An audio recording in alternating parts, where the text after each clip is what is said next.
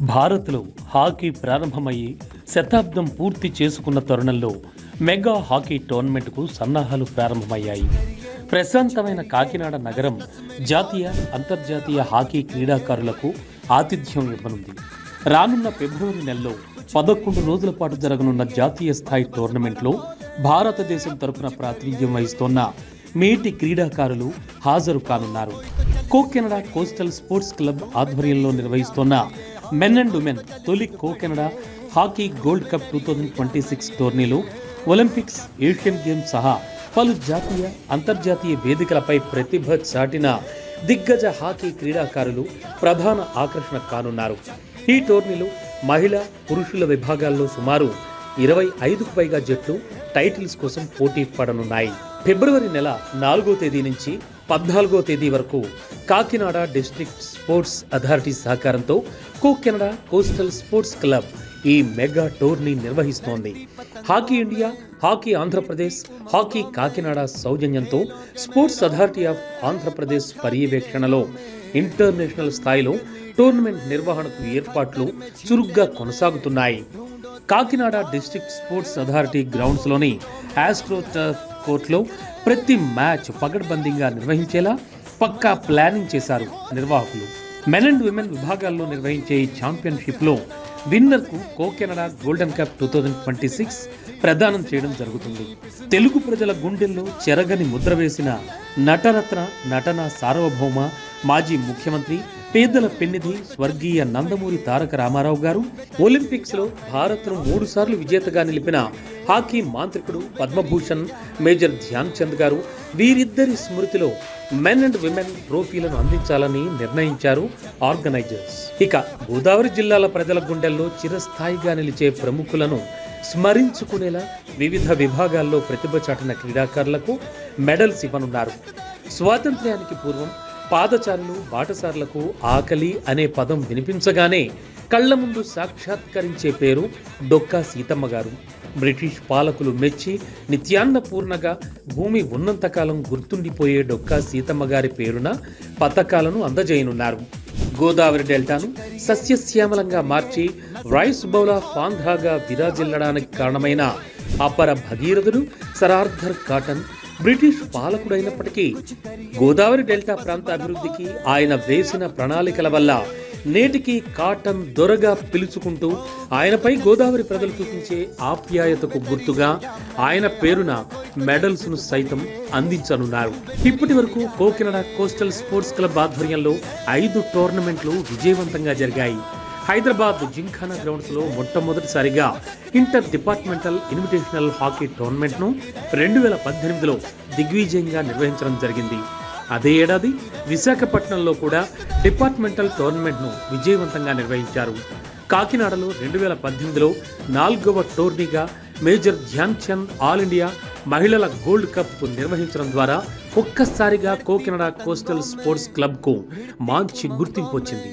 ఆ తరువాత కోవిడ్ కారణంగా కొంత విరామం అనివార్యమైంది. ఇక 2024లో బాలబాలికల ఇంటర్ స్కూల్స్ హాకీ ఛాంపియన్షిప్ నిర్వహించడం మరింత మంది యువ క్రీడాకారులను హాకీ వైపు ఆకర్షించేందుకు అడుగులు పడ్డాయి.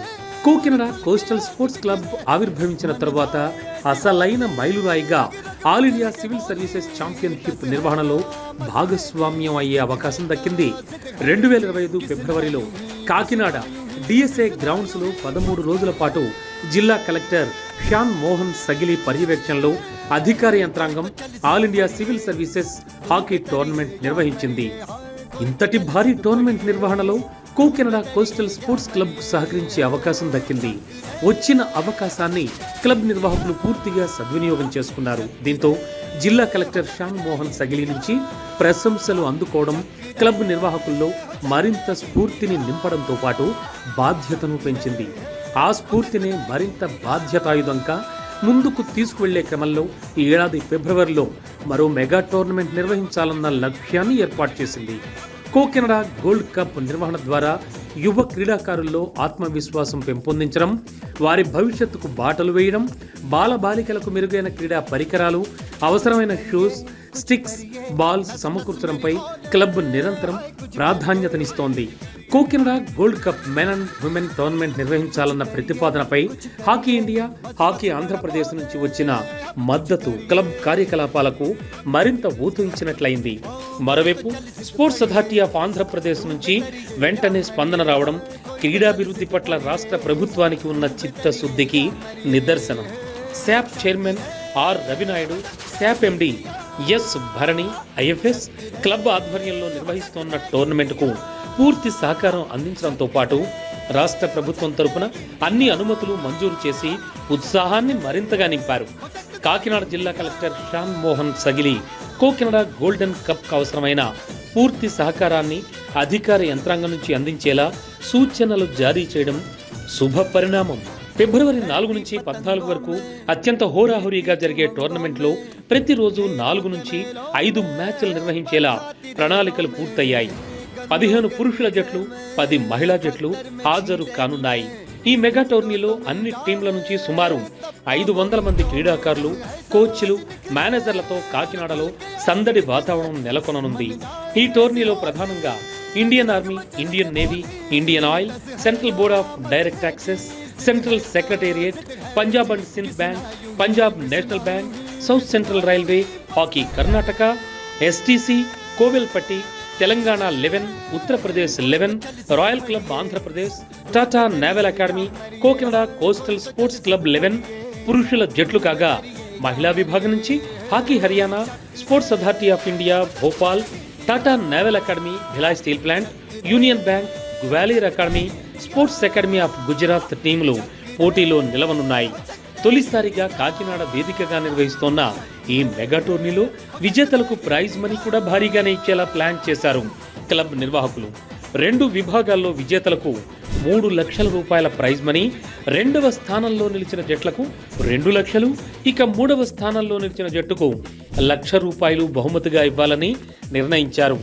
ఆద్యంతం హోరాహోరీగా జరిగే మ్యాచ్లను ప్రత్యక్ష ప్రసారం ద్వారా క్రీడాభిమానులకు అందించాలని కోకినడ కోస్టల్ క్లబ్ ఏర్పాట్లు చేస్తోంది. దీంతో పాటు స్టేడియంలో సైతం LED స్క్రీన్లపై ప్రత్యక్షంగా వీక్షించేందుకు సన్నాహాలు చేపట్టింది.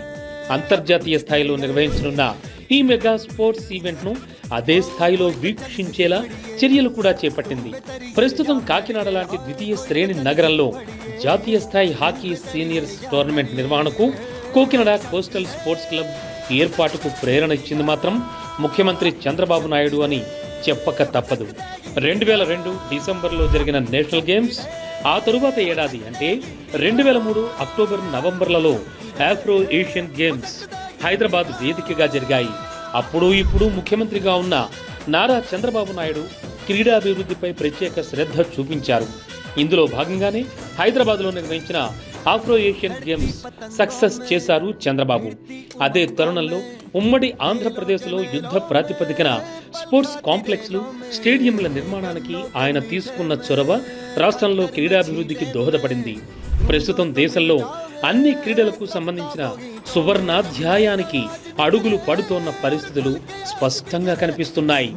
అందుకు నిదర్శనంగా ఇటీవల మన ప్రియతమ ప్రధాని నరేంద్ర మోడీ చేసిన కామెంట్స్ క్రీడాకారుల్లో కొత్త ఉత్సాహాన్ని నింపాయి.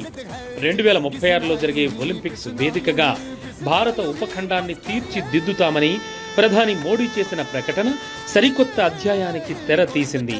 ప్రధాని నరేంద్ర మోడీ, ముఖ్యమంత్రి చంద్రబాబు నమ్మకాన్ని నిలబెట్టుకునేలా ఆంధ్రప్రదేశ్ రాష్ట్రం నుంచి ప్రపంచ స్థాయి యువ హాకీ క్రీడాకారులను అందించడమే లక్ష్యంగా కోకినడ కోస్టల్ స్పోర్ట్స్ క్లబ్ అలుపెరగని కృషి చేస్తోంది.